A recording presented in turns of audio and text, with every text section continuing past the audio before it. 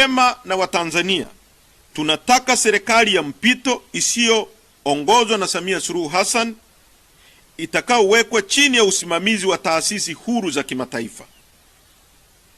Kwa kuwa serikali haina uhalali wowote, Chadema inataka kuanzishwa kwa serikali ya mpito ambayo: moja, haitaongozwa na Samia Suluhu Hassan wala serikali ya CCM, itakayoaminika na Watanzania na jumuiya za kimataifa.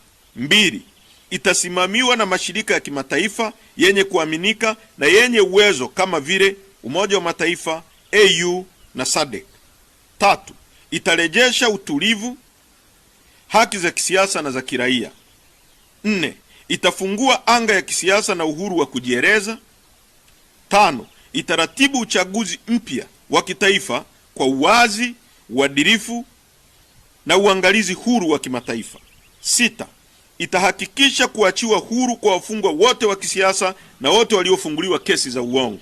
Saba, itahakikisha kuachiliwa kwa wote waliotekwa nyara na kufichwa katika mahabusu bubu vya siri na wanaopewa mateso yanayoratibiwa na vyombo vya dola. Pointi namba 6.